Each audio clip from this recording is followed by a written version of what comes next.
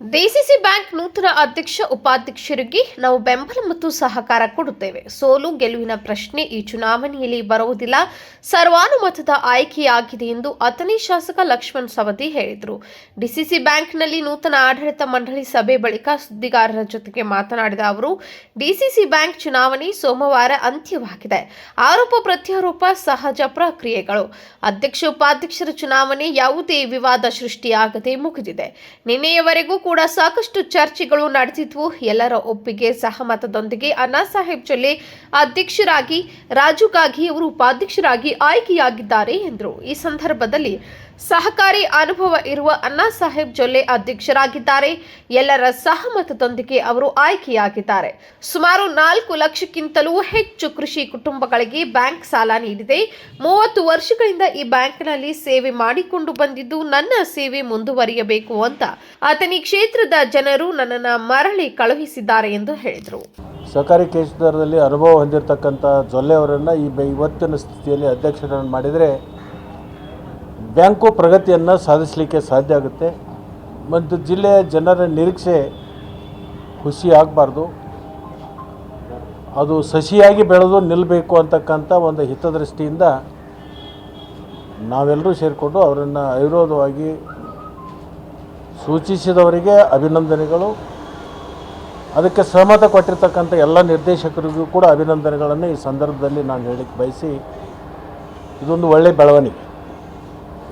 ರಾಜ್ಯದಲ್ಲಿ 21 ಜಿಲ್ಲಾ ಮಧ್ಯವರ್ತಿ ಬ್ಯಾಂಕ್ನಲ್ಲಿ ಒಂದು ಉತ್ತಮ ಬ್ಯಾಂಕ್ಗಳ ಸಾಲಿನಲ್ಲಿ ಬೆಳಗಾವಿ ಜಿಲ್ಲಾ ಮಧ್ಯವರ್ತಿ ಬ್ಯಾಂಕು ಕೂಡ ಬಂದಿದೆ. ಅತಿ ಹೆಚ್ಚು ಕೃಷಿಗೆ ಅವಲಂಬಿತವಾಗಿರ್ತಕ್ಕಂಥ ಬ್ಯಾಂಕು. ಸುಮಾರು 4 ಲಕ್ಷಕ್ಕಿಂತಲೂ ಹೆಚ್ಚು ಕೃಷಿ ಕುಟುಂಬಗಳಿಗೆ ಬಡ್ಡಿರಹಿತ ಸಾಲವನ್ನು ಕೊಟ್ಟಿರ್ತಕ್ಕಂಥ ಒಂದು ಹೆಗ್ಗಳಿಕೆ ಅದು ಬೆಳಗಾವಿ ಜಿಲ್ಲಾ ಮಧ್ಯವರ್ತಿ ಬ್ಯಾಂಕಿಗೆ ಬರುತ್ತೆ. ತದನಂತರ ಬಾಗಲಕೋಟೆ, ಬಿಜಾಪುರ ಅನೇಕ ಬ್ಯಾಂಕ್ಗಳು ಬರ್ತವೆ.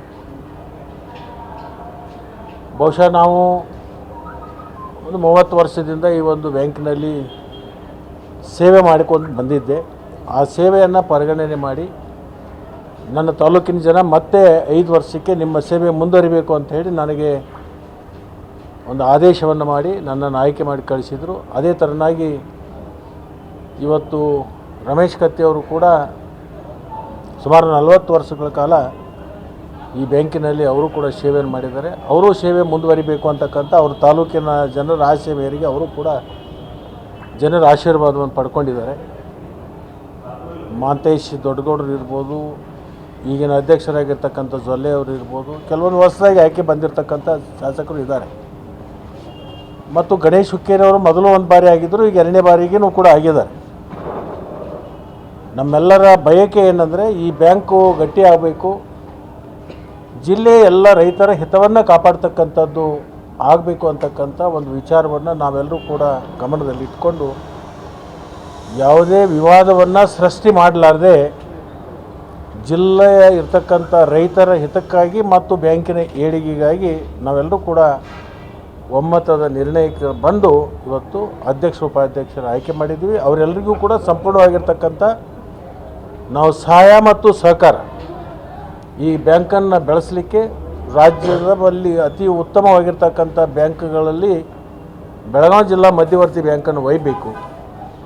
ಮತ್ತು ಈ ಬ್ಯಾಂಕಿನ ಲಕ್ಷಾಂತರ ಏನು ಜನ ನಮ್ಮ ಜಿಲ್ಲೆಯಲ್ಲಿರ್ತಕ್ಕಂಥ ಫಲಾನುಭವಿಗಳಿದ್ದಾರೆ, ಅವರಿಗೆ ಇನ್ನಷ್ಟು ಒಳ್ಳೆಯ ಸಂದೇಶವನ್ನು ಕೊಡಬೇಕು ಅಂತಕ್ಕಂಥ ವಿಚಾರ ಇಟ್ಕೊಂಡು ನಾವೆಲ್ಲರೂ ಸೇರಿಕೊಂಡು ಇವತ್ತು ಅವಿರೋಧ ಆಯ್ಕೆ ಮಾಡಿದ್ವಿ.